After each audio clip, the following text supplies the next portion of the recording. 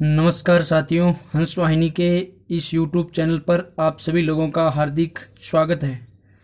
आज अपने इस नवीनतम समसामयिकी की इस कक्षा में यानी कि करंट जीके की इस कक्षा में अपन कुछ महत्वपूर्ण प्रश्नों के बारे में अध्ययन करेंगे और साथ साथ में भारत भ्रमण भी हम करेंगे, है ना। तो चलते हैं, अपन अपने पहले प्रश्न पर आते हैं। और पहला प्रश्न कौन सा है साथियों, देखिएगा, बहुत महत्वपूर्ण प्रश्न है कि हाल ही में विश्व धरोहर दिवस कब मनाया गया है। हाल ही में विश्व धरोहर दिवस यानी वर्ल्ड हेरिटेज डे किस कब मनाया गया है। तो आप लोगों को ये तारीख बतानी है और ये दिवस कब मनाया गया है। तो तारीख आप लोगों के सामने ये अलग अलग तारीखें हैं। तो सबसे पहले तो हम बात कर लेते हैं इसके उत्तर की। तो उत्तर है मित्रों यहाँ इसका 18 अप्रैल होगा। क्या होगा? 18 अप्रैल होगा, ठीक है। अब दूसरी बात महत्वपूर्ण मैं आप लोगों को बता देता हूँ कि ये जो वर्ल्ड हेरिटेज दिवस है यानी विश्व धरोहर दिवस, ये मनाता कौन है। तो ये भी आप लोगों को याद रख लेना है, यूनेस्को। कौन मनाता है? यूनेस्को मनाता है, ठीक है। और ये यूनेस्को की बात भी आप लोग जानते होंगे कि यूनेस्को की जब अपन बात करते हैं तो यूनेस्को की स्थापना कब हुई? 1946 में। यूनेस्को की स्थापना कब हुई? 1946 में। और आप ये भी जानते होंगे इसका जो हेड क्वार्टर कहाँ पर है? पेरिस में है। और पेरिस कहाँ पर है? फ्रांस में है, ठीक है। तो ये भी ध्यान रख लेना आप लोग, बड़ी महत्वपूर्ण बात मैंने आप लोगों को बताई है ना। और ये 18 अप्रैल को मनाया जाता है। इस दिन ये क्यों मनाया जाता है ये भी आप लोगों को थोड़ा याद रखना चाहिए कि लगभग 18 अप्रैल 1978 को क्या किया गया था, यहाँ 12 बड़े बड़े शहरों को इस सूची में शामिल किया गया था। 12 बड़े बड़े स्थलों को इसमें शामिल किया गया था इस वजह से। और इसकी घोषणा जो की गई थी ना, वो की गई थी 1978 में, है ना। तो इसके बाद से ये 18 अप्रैल को विश्व हेरिटेज दिवस मनाया जाता है। तो आपको याद रख लेना है। साथ में अगर आप अन्य ऑप्शनों पर भी विचार करें तो कर सकते हो। 12 अप्रैल की बात करेंगे, हम करके आ चुके हैं मानव अंतरिक्ष उड्डान दिवस। आपको याद होगा मानव अंतरिक्ष उड्डान दिवस, ठीक है। तो ये भी आप लोगों को याद है। और इस दिन यूरी गागरिन है, वो चंद्रमा पर पैर रखने वाला पहला व्यक्ति बना था, आपको याद होगा। और 15 अप्रैल की बात करेंगे तो साथियों ध्यान रख लेना, ये HP स्थापना दिवस मनाया जाता है। HP का यानी HP का मतलब हिमाचल प्रदेश से है। और 17 अप्रैल की बात करेंगे तो आपको याद होगा, अच्छी तरह से याद होगा, हमने पढ़ा है हमारी कक्षाओं में, हीमोफीलिया दिवस है जो कब मनाया जाता है। ये रोग है, जेनेटिक रोग है, तो 17 अप्रैल को मनाया जाता है। दूसरे प्रश्न पर चर्चा करते हैं अपन। अगले प्रश्न पर महत्वपूर्ण है साथियों, आप केवल सुनते जाएं और बड़े ही मनोयोग से सुने, सब कुछ चीज़ें याद होती जाएगी। हाल ही में किसने किसान रथ मोबाइल ऐप लॉन्च किया है? पहली बात देखो, किसान रथ आ गया है तो आपको ज़्यादा सोचने की जरूरत नहीं है। अब अपन बात करेंगे, पहला ऑप्शन नरेंद्र मोदी जो कि प्रधानमंत्री है, पीयूष गोयल जो कि क्या है आप सब जानते हो, रेल मंत्री है। ये कौन से मंत्री है? रेल मंत्री है। नरेंद्र सिंह तोमर कौन से हैं? कृषि मंत्री है, कृषि ग्रामीण विकास, ये जो मंत्री है अपने, तो इसका मतलब किसानों के मंत्री है। तो नरेंद्र सिंह तोमर ने इस ऐप को क्या किया है? लॉन्च किया। साथियों किसान ऐप क्या है आप ध्यान से सुन सकते हो कि किसान ऐप, किसान जो रथ ऐप है, ये एक महत्वपूर्ण ऐप है। इसमें क्या होता है कि किसानों को अपनी जो फसल को मार्केट तक पहुंचाने के लिए, है ना, वाहनों की सुविधा करवाई जाती है। इस मोबाइल ऐप के माध्यम से वो जानकारी ले सकते हैं या किसी भी वाहन को बुला भी सकते हैं, ठीक है। तो ये भी आप लोग ध्यान देना। अगली बात अपन कर रहे हैं अगले प्रश्न की। अगला प्रश्न कौन सा है? कौन सा देश नवंबर 2020 में एशियाई मुक्केबाजी चैंपियनशिप की मेजबानी करेगा? तो ध्यान रखना, मेजबानी करने वाला देश अपना भारत है जो कि 2020 में एशियाई मुक्केबाजी चैंपियनशिप की मेजबानी करेगा। अभी नवंबर की बात है, ये नवंबर में होगा, ये ध्यान रखना। अभी किस प्रकार की हालात रहती है ये निर्धारित किया गया है। और इसकी मेजबानी कौन करेगा? भारत करेगा, आप जानते ही हो, है ना। भारत के जो खेल मंत्री है, खेल राज्य मंत्री, वो किरण रिजिजू है साथियों, है ना। बात अगर अपन करते हैं अच्छे, है ना, एशियाई मुक्केबाजी की, तो ध्यान दे लेना, ये नवंबर 2020 में आपको मैंने बता दिया है। और इसमें, है ना, पुरुष व महिलाएं दोनों के भी है, पुरुष और महिलाएं दोनों ही प्रकार के होंगे ये महिलाएं, ठीक है, दोनों ही प्रकार की ये आपकी ऐसे ही मुक्केबाजी चैंपियंस होगी। और इसका आयोजन है वो कौन करेगा, वो आप लोगों को याद कर लेना है, BFI करेगा, यानी बॉक्सिंग फेडरेशन ऑफ इंडिया द्वारा इसका क्या किएगा, आयोजन किया जाएगा। और इसका जो मुख्यालय है वो कहाँ पर है, नई दिल्ली में है साथियों। और अगर अपन बात करें अगले बात की, तो ये भी अपन लोगों को कर लेनी चाहिए अगले प्रश्न के साथ। और अगला प्रश्न अपना कौन सा है, वह है 4 नंबर प्रश्न। और 4 नंबर प्रश्न बड़ा ही महत्वपूर्ण है साथियों। 4 नंबर प्रश्न की अपन बात करेंगे तो वो है सिटिंग। ध्यान से देखें, प्रश्न है sitting to the top. Sitting to the top मतलब एक पुस्तक है, और ये किताब किसकी जीवनी है। अब ये यहाँ नहीं पूछा गया किसने लिखी है, ये पूछा गया किसकी जीवनी है, मतलब किसी के बारे में।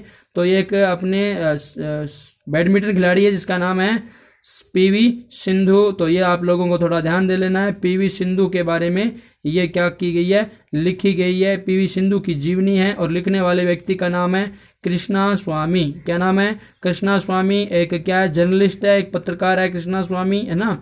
तो ये आप याद कर सकते हो। अगले अपन बात कर लेते हैं अगले विकल्प, अगले प्रश्न की। और अगला प्रश्न कौन सा है, किस देश में स्थित भारतीय उच्चायोग ने वर्चुअल गोलमेज कोविड-19 बैठक का आयोजन किया है। देखो ध्यान दे, ये बात पूछी गई है कि भारतीय उच्चायोग, यानी कोई देश है, दूसरा देश, उसके अंदर भारतीय उच्चायोग है ना, इसे क्या कहा जाता है, हाई कमीशन आप लोगों को पता है कहा जाता है। तो ये किस देश में है, जहां पर वर्चुअल का मतलब होता है आभासी, गोलमेज है ना, गोल जो टेबल होती है, राउंड टेबल आप जानते होंगे। कोविड-19 के बैठक का क्या किया गया, आयोजन किया गया है। तो ये जो देश है, इस देश का नाम है ब्रिटेन, यानी UK, यूनाइटेड किंगडम। आप जानते होंगे ब्रिटेन की सारी बात। बीते दिनों हमने यहाँ इसके प्रधानमंत्री की बात की थी, जो थे कोरोना पॉजिटिव, जो अब क्या हो गए, बोरिस थॉमसन, वो अब क्या हो गए, ठीक हो गए। ठीक है, अब अगली बात अपन करते हैं किसकी, यानी यहाँ पर स्थित कुछ अन्य विकल्पों की बात अपन अगले प्रश्न में करेंगे। और वो प्रश्न कौन सा है, 6 नंबर प्रश्न है अपना। हाल ही में चेरनोबिल परमाणु संयंत्र सुर्खियों में है, ये कहाँ पर स्थित है मित्रों, ध्यान दें। हाल ही में चेरनोबिल परमाणु संयंत्र, एक चेरनोबिल बहुत ही ज़्यादा प्रसिद्ध परमाणु संयंत्र है, और ये सुर्खियों में है। बात पूछी गई है वह कहाँ स्थित है, यानी ये कहाँ स्थित है, किस देश में स्थित है। तो जापान में नहीं है, यूक्रेन में है। इसका उत्तर सीधा यूक्रेन का होगा। और ये चर्चा में क्यों है, मैं आपको बताता हूँ। देखो, भारत भ्रमण से पहले कुछ अच्छे प्रश्नों को हम विचार कर रहे हैं साथियों, और बड़े ही महत्वपूर्ण प्रश्न आगे आने वाले हैं। तो मैंने आप लोगों को बताया है कि जो हाल ही में चेरनोबिल जो परमाणु संयंत्र है, चर्चा में इसलिए रहा है साथियों कि यूक्रेन में, और यूक्रेन के ये ना जंगलों के पास है। यहाँ जंगलों में क्या लगी हुई है, आग लगी हुई है। ठीक है, आग लग गई है अब।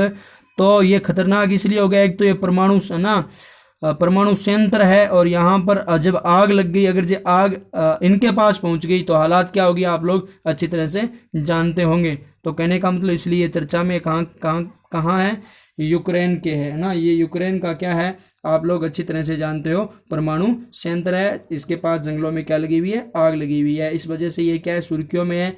अब अपन अगले अपने विकल्प पर चलते हैं, और वो विकल्प कौन सा है ना। इन्हीं विकल्पों की अगर बात कर लें तो आप लोगों को ध्यान होगा, जापान को आप अच्छी तरह से जानते हो। जापान की राजधानी कौन सी है, टोक्यो है ना। और यहाँ पर भी टोक्यो ओलंपिक होने वाले थे, जो अब 1 वर्ष के लिए क्या हो गए, स्थगित हो गए हैं। 2021 में होंगे, 2020 में होने वाले थे, ये तो हम जानते ही हैं। और जापान को क्या कहा जाता है, निप्पन भी कहा जाता है, उगते हुए सूर्य का क्या कहा जाता है, देश भी कहा जाता है, आप जानते होंगे। बात करते हैं ना, जापान के प्रधानमंत्री की भी आपने बात की है, शिंजो अबे है। इटली की बात आप सब लोग जानते हो, ये भी अब कोरोना से प्रभावित है ना, काफ़ी प्रभावित है। और अगर अपन बात करें इटली की राजधानी की, तो वो कौन सी है, मास्को है। कौन सी है, मास्को, अरे सॉरी, फ्रांस की राजधानी है। अपन रूस की राजधानी बात करेंगे थोड़ी सी, ये इसमें थोड़ा सा इटली की नहीं है। तो इटली में अपन क्या बात याद करेंगे, इटली की राजधानी रोम है। इटली की राजधानी कौन सी है, रोम है। तो ये थोड़ा ध्यान दे लेना। और रोम आपको याद होगा, आपने पढ़ा भी होगा, रोम किस नदी के किनारे है, टाइबर नदी के किनारे। कौन सी नदी है, टाइबर नदी है। तो ये बड़ी महत्वपूर्ण चीज़ है। ठीक है, रोम के पोप आप जानते होंगे, पोप है ना, वहाँ के ईसाई धर्म में सबसे उच्च स्थान पोप का होता है, तो वो यहाँ के प्रसिद्ध है ना। और इसी यानी इटली के यानी यहीं पर क्या होता है, आप लोगों को पता होगा, एक वेटिकन सिटी नामक देश भी है, छोटा देश है पास में ही, तो वो भी बड़ा ही महत्वपूर्ण है। अब अपन बात करते हैं किसकी, रूस की। तो रूस को तो कौन नहीं जानता भाई, है ना, क्योंकि आपको पता है रूस की जो राजधानी है वो कौन सी है, मॉस्को है। कौन सी है भाई, रूस की राजधानी मॉस्को है। और यहाँ के जो पीएम है ना, राष्ट्रपति है व्लादिमीर पुतिन। प्रेसिडेंट कौन है, व्लादिमीर पुतिन। और पुतिन तो क्या है आप जानते होंगे, भारत का ना पीएम के क्या है, लंगोटिया यार है, मतलब दोस्त है ये, है ना, एक दूसरे से अच्छे दोस्त है। पुतिन किसके, नरेंद्र मोदी के, ठीक है। तो ये भी अच्छी बात है, विश्व की ये भी ताकतवर शक्तियों में से एक माना जाता है। अब अपन अगले विकल्प पर चलते हैं, अगले मतलब प्रश्न पर ही चलते हैं। और वो प्रश्न कौन सा है, प्रश्न 7वां है। 7वें प्रश्न में भी बड़ी महत्वपूर्ण जानकारी हमें मिलने जा रही है, और वो क्या देखते हैं। सबसे पहले ये प्रश्न कह रहा है कि किस देश के राष्ट्रपति ने कोविड-19 से प्रभावित अर्थव्यवस्था को पटरी पर लाने के लिए 3 चरणों की योजना बनाई है। मतलब ये कोई देश है, और है ना, कोई देश का राष्ट्रपति का नाम हमें यहाँ पूछा गया है ना, राष्ट्रपति का नाम न मतलब पूछ करके यहाँ ये पूछ लिया गया है कि ये 3 चरणों की जो योजना है किस देश के राष्ट्रपति ने बनाई है। तो मित्रों इसका उत्तर होगा स्पष्ट, मैं आपको बता देता हूँ, वो उत्तर होगा अमेरिका होगा। और अमेरिका के अंदर आप जानते ही हो यहाँ के राष्ट्रपति कौन है, डोनाल्ड ट्रंप है, ठीक है। और ट्रंप ने ये क्या की है, योजना बनाई है, और 3 चरणों की योजना है। 3 चरण कौन से वो भी मैं आप लोगों को बता देता हूँ। प्रथम चरण में तो क्या है, 14 दिनों का लॉकडाउन है साथियों, प्रथम चरण में 14 दिनों का लॉकडाउन है। और आपको याद होगा ये 14 दिनों का लॉकडाउन लगभग क्यों रखा जाता है, क्योंकि आपको ये भी जानकारी है कि कोरोना के जो मरीज होते हैं उनमें, है ना, लगभग 14 दिनों के बाद तक क्या आ सकते हैं, लक्षण आ सकते हैं, उसका पॉजिटिव हो सकते हैं, तो ये ध्यान दे लेना। और दूसरा जो चरण है वो कौन सा है, वो ये है कि जो लोग, है ना, जो लोग कर्मचारी है, जो भी काम धंधा करने वाले लोग हैं, वो अपने घरों में बैठकर ही क्या करें, कार्य करें, मतलब होम में, है ना, अपने घर पर बैठकर ही कार्य करें, जैसे हम कर रहे हैं। जैसे मैं आपको मेरे घर पर बैठकर आपको पढ़ा रहा हूँ और आप अपने घर पर बैठकर पढ़ रहे हो, ये भी तो काम है साथियों, है ना, ये भी तो एक जंग है जिसे हमें हर हाल में ही जीतना है ना, यहाँ तो हारना है ही नहीं, और हर हाल में हम जीत कर ही रहेंगे, ठीक है। तो ये भी ध्यान दे लेना। और तीसरे चरण की बात है कि जो कर्मचारी है, सामान्य लोग हैं, जिनके किसी प्रकार का कोई लक्षण नहीं है, उन्हें अनिवार्य रूप से काम पर आना है।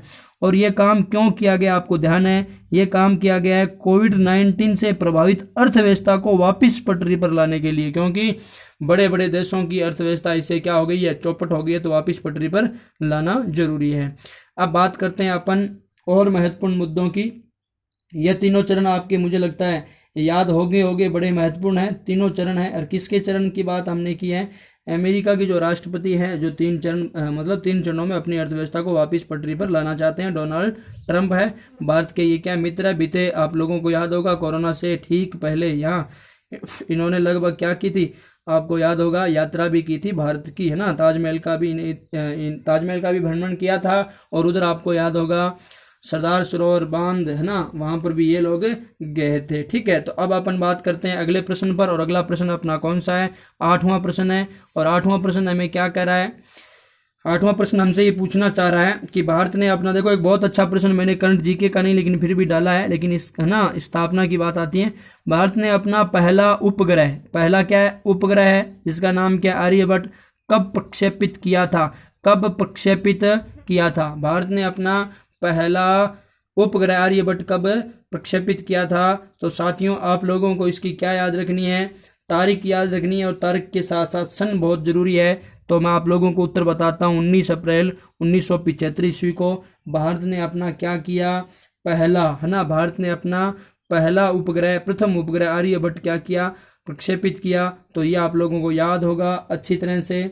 और एक चीज़ और बता देता हूँ, ये जिस रॉकेट से, है ना, प्रक्षेपित किया गया, जिस रॉकेट से क्या किया गया, प्रक्षेपित किया गया, उसका नाम क्या था, क्रॉसमॉस, है ना, क्रॉसमॉस। और ये क्रॉसमॉस क्या थी, है ना, क्रॉसमॉस 3M थी, 3M, क्रॉसमॉस 3M, इसी से क्या किया गया, इसको लॉन्च किया गया। और ये रॉकेट कहाँ की थी, आपको ये भी याद रखना चाहिए, बहुत महत्वपूर्ण है, और ये थी रूस की, ठीक है। तो रूस ने सहयोग किया था, तो ये आपको लोगों को ध्यान रखना है। अब मैं आपको एक अच्छी महत्वपूर्ण बात और बता देता हूँ, यानी ये लगभग, है ना, 1981 तक, 75 से 1981 तक एक्टिव रही थी, तो ये भी आपको ध्यान रख लेना है। और साथ में अगर एक बात मैं आपको अच्छी सी और बता दूं, तो वो ये है कि ये जो भारत का उपग्रह आर्यभट्ट, इस आर्यभट्ट उपग्रह का आपको याद होगा हम 2 रुपये के नोट पर क्या देखते हैं, फोटो, तो इसके ऊपर फोटो दी गई है 2 रुपये के नोट पर।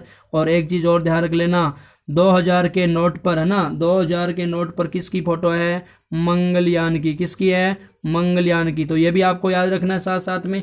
अब अपन बात करते हैं अपने अगले यानी कि बिंदु की। यहीं पर मैं एक चीज़ और बता देना चाहता हूँ कि इसको प्रक्षेपित किसने किया, तो वो हमारी जो एक प्रमुख संस्था है ना, अंतरिक्ष से, स्पेस से जुड़ी हुई, उसका नाम क्या है, इसरो है ना, इंडियन स्पेस रिसर्च ऑर्गेनाइजेशन, है ना। तो अब ये देख लेना, ये जो संस्था है ना, ये क्या कर देती है, ये प्रक्षेपित करती है। और इसके जो प्रमुख है आप लोग जानते होंगे, प्रमुख के सिवन। कौन है, के सिवन है इसके प्रमुख। इसरो प्रमुख कौन है, के सिवन है। बीते दिनों में, है ना, पिछले महीनों में ये चर्चा में जरूर आई थी, आपको याद होगा, है ना। चंद्रयान जब गया था, है ना, वो पूरी तरह से, हालांकि लगभग सफल हो गया था, लेकिन कुछ कमियां रह गई थी, आपको याद होगा। प्रज्ञान रोवर, विक्रम लैंडर, है ना। भूलना मत उन बातों को ना, जिंदा रखना अपनी यादों में, क्योंकि वो कोई, है ना, छोटा मोटा सफर नहीं था, 20-20 वर्षों से लगे रहते थे वैज्ञानिक, है ना। तो ध्यान दे दे अपनी अगली बात पर। और अगली बात कौन सी है, 9 नंबर अपना प्रश्न शुरू हो रहा है। इसका उत्तर तो आप समझ गए होंगे। 9 नंबर प्रश्न है, हाल ही में सरकार ने सभी डाक कर्मचारियों को कितने लाख रुपए का मुआवजा देने की घोषणा की है। ये मुआवजा किसके लिए दिया जाता है, ध्यान देना, अगर कोई कोरोना संक्रमित होता है तो दिया जाएगा ना, कोरोना संक्रमित कोई हो जाता है तो उसको दिया जाएगा। और वो कितनी राशि दी गई भारतीय रेल के द्वारा। देखो, सरकार का मतलब रेल विभाग सीधा अंडर में किसके, केंद्र सरकार के हैं, तो ये भी ध्यान देना, 10 लाख की राशि दी गई है ना। पहले रेल अलग मंत्रालय हुआ करता था, ठीक है, अलग बजट जारी किया जाता था रेल का, लेकिन अब साथ में ही है। तो अब अपन बात करते हैं किसकी, अगले अपने एक और महत्वपूर्ण प्रश्न की। और जो प्रश्न क्या है, अच्छा है, हाल ही में प्रधानमंत्री गरीब कल्याण योजना के तहत, ध्यान दे भाई, प्रधानमंत्री गरीब कल्याण योजना एक, उसके तहत खाद्यान्न वितरण का रिकॉर्ड किसने बनाया है। अभी अभी बात है, रिसेंटली है, बिल्कुल ताज़ा है। और इसमें रिकॉर्ड किसने बनाया है, आपको याद होगा, आप लोग मुझे लगता है जानते भी होंगे, ये रिकॉर्ड कौन बना सकता है इनमें से। तो बात करते हैं अपन अलग अलग की।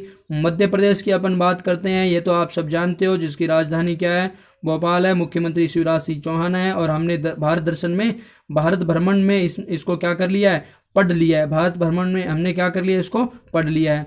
अगर बात करेंगे अपन उत्तर प्रदेश की, तो उत्तर प्रदेश को आप अच्छी तरह से जानते होंगे। उत्तर प्रदेश के मुख्यमंत्री कौन है भाई, योगी आदित्यनाथ है। और ये जो काम कर दिखाया है तो इन्हीं ने कर दिखाया है।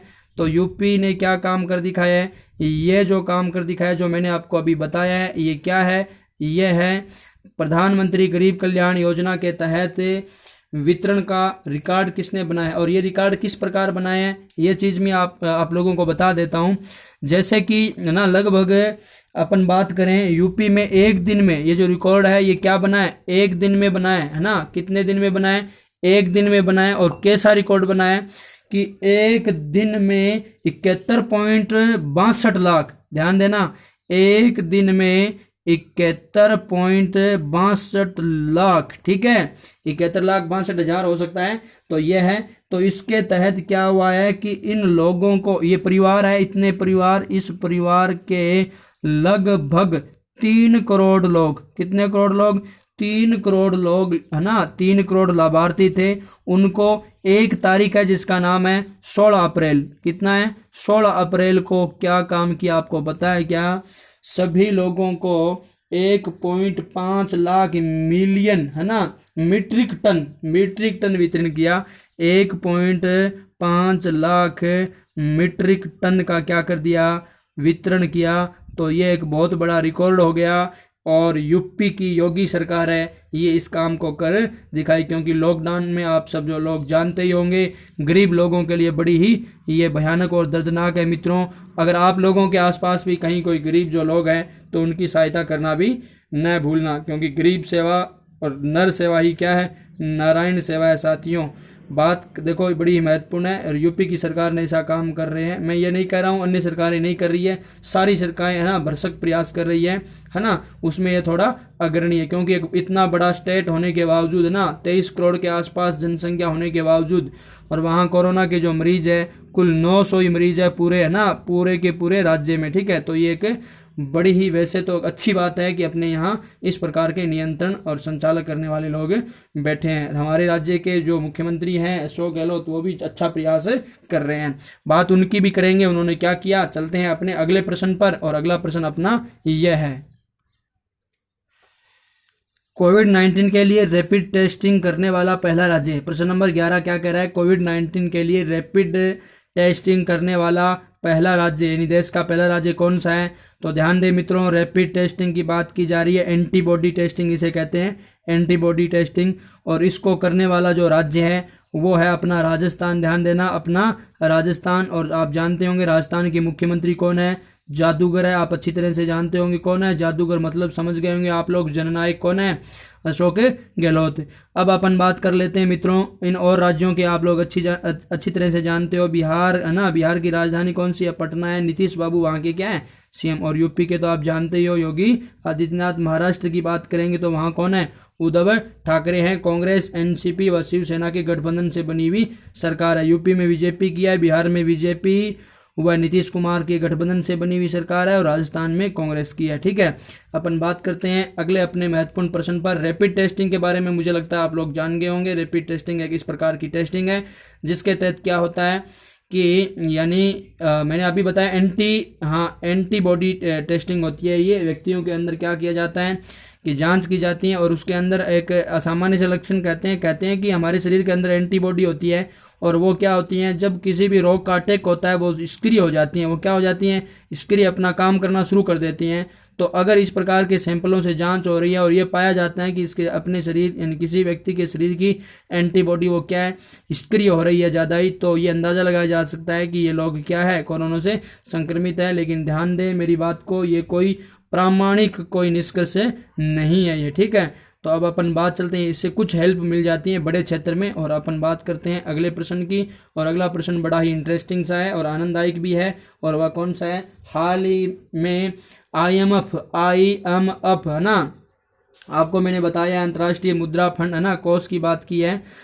हाँ, तो ये जो अंतर्राष्ट्रीय मुद्रा कोष की रिपोर्ट के अनुसार किस महाद्वीप में इस वर्ष की वृद्धि दर क्या रह सकती है, शून्य रह सकती है, ये अनुमान लगाया गया है। तो आपको याद रख लेना है, मैंने आप लोगों को पहले भी इस प्रश्न के बारे में अवगत करा दिया है कि अपना जो एशिया महाद्वीप है जो कोरोना से काफ़ी क्या हो रहा है, पीड़ित हो रहा है। तो इस देश में सबसे बड़ी बात तो है कि दो बड़ी अर्थव्यवस्थाएं यहाँ आती है दुनिया की, एक भारत और एक कौन सी, चीन, और वो इसके पूरी तरह से चपेट में है, तो इस वजह से कम रहने का अनुमान है। लेकिन ध्यान दें ये अर्थव्यवस्था फिर भी है ना बढ़कर सबसे उच्चतम तो यही है। भारत की वृद्धि दर कितनी रहने वाली है, 1.9 है ना, 2020 का जो अनुमान लगाया गया है। और चीन की भी बात हमने की थी 1.3 की, तो ये हमने बात कर चुके थे चीन के और भारत के बारे में। और ये दो ही देश ऐसे हैं जो थोड़ी वृद्धि दर दर्शा रहे, बाकी तो सारी किस में है, शून्य में है। तो ये भी आप लोगों को ध्यान रख लेना है। अर्थव्यवस्था के ऊपर इस कोरोना की भारी मार पड़ी हुई है, लेकिन फिर भी कोई चिंता की बात है नहीं, हम हैं तो अर्थव्यवस्था वापस पटरी पर तुरंत ही आ जाएगी। ठीक है, अब अपन बात करते हैं किसकी, एशिया महाद्वीप की तो बात हो गई है, कोई दिक्कत है नहीं, तो उत्तर इसमें क्या आएगा, एशिया महाद्वीप आएगा। और अब अपन बात करते हैं अगले प्रश्न की, और अगला प्रश्न भी बड़ा ही महत्वपूर्ण है। और वो प्रश्न कौन सा है, हाल ही में किस राज्य की सरकार, देखो ध्यान से सुने, हाल ही में किस राज्य की सरकार ने ई लर्निंग हेतु मतलब ऑनलाइन पढ़ाई हेतु स्माइल, ध्यान देना स्माइल है ना, ये एक परियोजना है भाई है ना, स्माइल परियोजना। ठीक है, ये एक परियोजना है, परियोजना शुरू की। और ये परियोजना शुरू करने वाला देश का राज्य कौन सा है, स्माइल परियोजना। तो आप लोग ध्यान देना, ये स्माइल परियोजना कौन है, स्माइल कौन करते हैं, हम करते हैं है ना। मुस्कान हमारे चेहरों पर हमेशा रहती है ना, हम कभी हार नहीं मानते, विपरीत परिस्थितियों में, धूल भरे टिल्लों में भी है ना, हाँ, कड़ाकेदार ठंड में भी, और है ना रेतीले धोरों के अंदर गर्मी में तपती हुए में भी हम कभी राजस्थान के लोग हार नहीं मान सकते। तो स्माइल हमारे रहती है। तो ध्यान देना, ये भी कौन है, राजस्थान है। अभी एक बात हमने रैपिड टेस्ट की भी की थी। अगर पूल टेस्ट की बात आ जाए, पूल टेस्ट की, तो उसमें कौन है, यूपी ने प्रथम शुरू की है। ठीक है, ICMR के कहने पर। तो ये भी याद रख लेना, हर एक चीज़ श्रृंखला जुड़ रही है आपके, धीरे धीरे सब कुछ याद हो जाएगा। बस आपको ये ध्यान रखना होगा, थोड़ा टिका रहने होगा और लगातार बनाओ आप इसको, और लगातार इस कक्षा को लो। और ये जो कक्षा ना आपके लिए रामबाण साबित होगी। और मैं आप लोगों को ये और बता देता हूँ, केवल ये परीक्षा पढ़ने वाले के लिए जरूरी नहीं है, ये एक हर भारतीय के लिए जरूरी है, हर एक भारतीय के लिए जरूरी है। क्योंकि मैं इसमें हमारे एक ना महान भारत की ख्याति, भारत में क्या क्या हो रहा है, कहाँ क्या घटना घटित हो रही है, सब कुछ बात मैं यहाँ पर बता रहा हूँ। और विश्व के अंदर भारत का डंका कैसे फैल रहा है वो भी मैं आपको बताता हूँ। ठीक है, तो आप लोग सारे लोग इससे जुड़े हुए, हर व्यक्ति जुड़ा होना चाहिए जो एक भारतीय है। ठीक है, और कंपटीशन के लेवल के लिए तो ये क्या है, रामबाणी है, ये तो संजीवनी बूटी है। अब अपन बात करते हैं मित्रों, एक बहुत ही महत्वपूर्ण बिंदु तक कर हम पहुंच गए हैं। यानी ये थे आज के हमारे 13 प्रश्न। 13 के साथ लगभग 40, 45, 50 प्रश्नों को हमने क्या किया, कवर किया है। और आज अपना क्या है, अब अपना बिंदु है भारत दर्शन, जिसके लिए ये कक्षा जानी जाती है ना। तो अब अपन करने वाले क्या, भारत भ्रमण, और भारत भ्रमण के साथ यहाँ जितने भी जो भारत भ्रमण के साथ जितने भी राज्य हैं उनके बारे में हम अध्ययन करने वाले हैं। और इस भारत भ्रमण में हमें आज का जो राज्य है वो कौन सा है मित्रों, छत्तीसगढ़ है। और छत्तीसगढ़ की बात हम करेंगे, एक एक बात हम महत्वपूर्ण यहाँ पर करने वाले हैं छत्तीसगढ़ की। सबसे पहले साथियों अपन बात करेंगे छत्तीसगढ़ के सीमावर्ती राज्यों की। तो साथियों सीमावर्ती राज्यों की बात करें तो सबसे पहले उत्तर में, छत्तीसगढ़ के उत्तर में जो राज्य है वो कौन सा है, उत्तर में उत्तर है ना, तो उत्तर प्रदेश है, यानी यूपी हो गया। अगर बात करें उत्तर पश्चिम की तो यूपी के इस साइड और ना इसके पश्चिम में, तो आप लोग ये अच्छी तरह से जानते होंगे ये जो राज्य है वो कौन सा है, एमपी है, मध्य प्रदेश है, शिवराज वाला।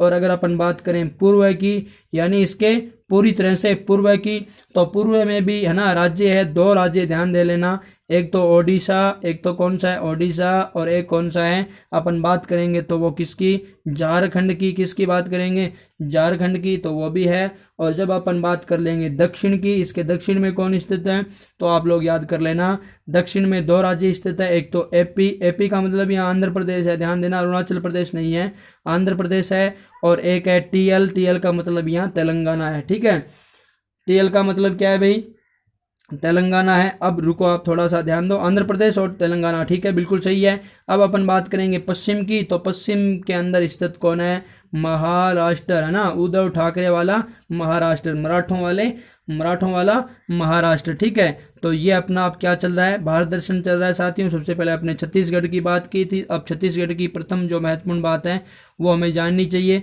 और वह कौन सी है, वह बात है छत्तीसगढ़ की राजधानी कौन सी है, सब लोग जानते हो रायपुर है। कौन सी है, रायपुर है, नया रायपुर के नाम से जाना जाता है, उसका नाम अटल नगर भी कई जगह लिखा हुआ है। अगर अपन बात करते हैं तो रायपुर इसकी क्या हो गई, राजधानी हो गई। राज्यपाल की बात करें तो राज्यपाल बड़ा महत्वपूर्ण है, ध्यान देना, अनुसुईया है, अनुसुईया, ध्यान देना, राज्यपाल कौन है, अनुसुईया कुइये, ध्यान देना, अनुसुईया कुइये। ठीक है, तो ये इसकी क्या है, राज्यपाल है, किसकी, छत्तीसगढ़ की। अगर अपन बात करें मुख्यमंत्री की तो सबको याद होगा छत्तीसगढ़ के मुख्यमंत्री कौन है साथियों, भूपेश बघेल। कौन है, भूपेश बघेल है, कांग्रेस पार्टी से है, ये भी ध्यान दे लेना, कांग्रेस पार्टी की यहाँ पर क्या है, सरकार है। ये 3 बड़े राज्य थे, आप लोगों को याद होगा, छत्तीसगढ़, राजस्थान, मध्य प्रदेश, तीनों में किसने सरकार बनाई थी, कांग्रेस ने।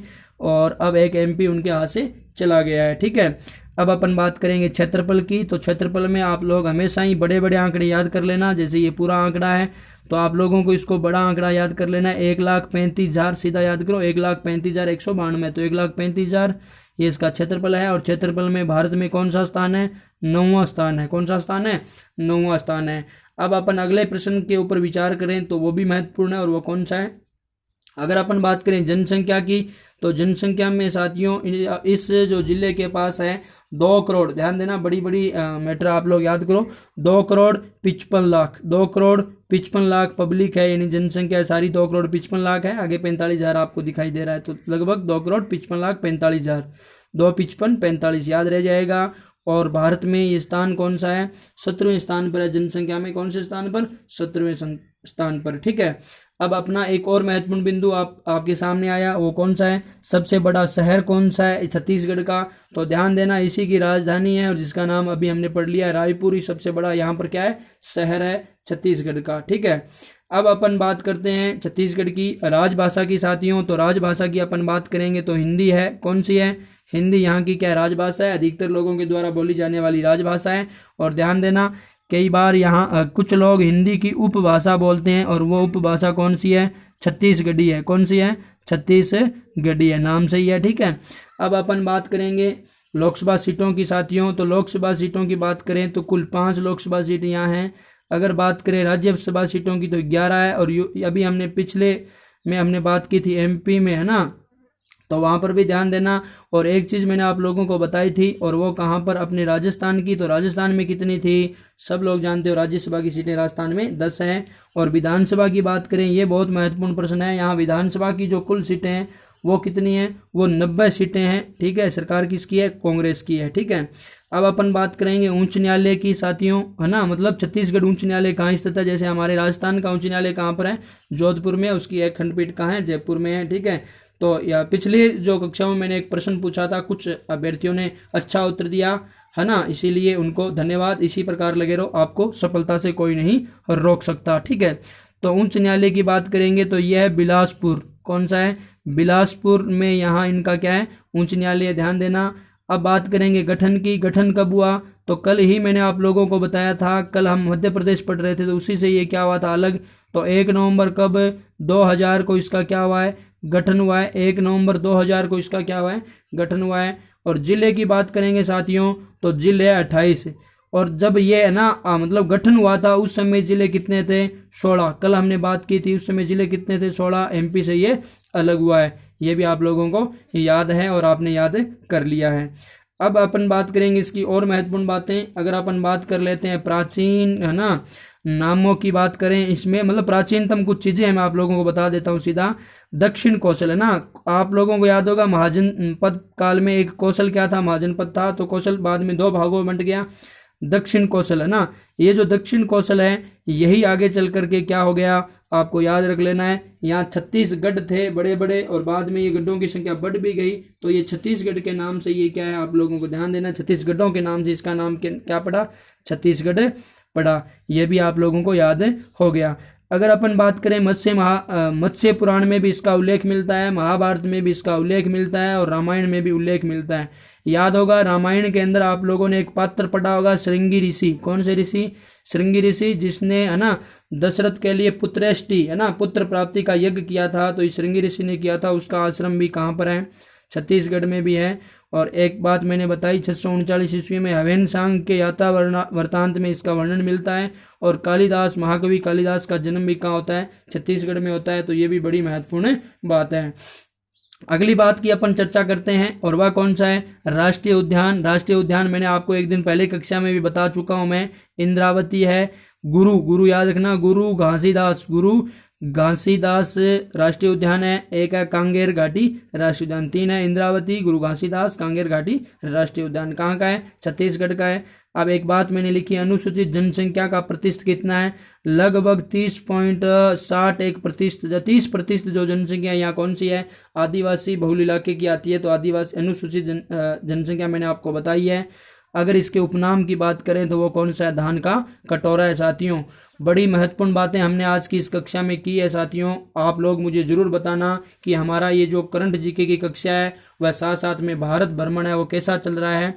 और सभी लोग, महिला, बच्चों, बूढ़ों और सैनिकों का क्या करना, सम्मान करना। इसी के साथ में मेरे आज के कथन यही संपन्न करता हूँ। जय हिंद, जय भारत।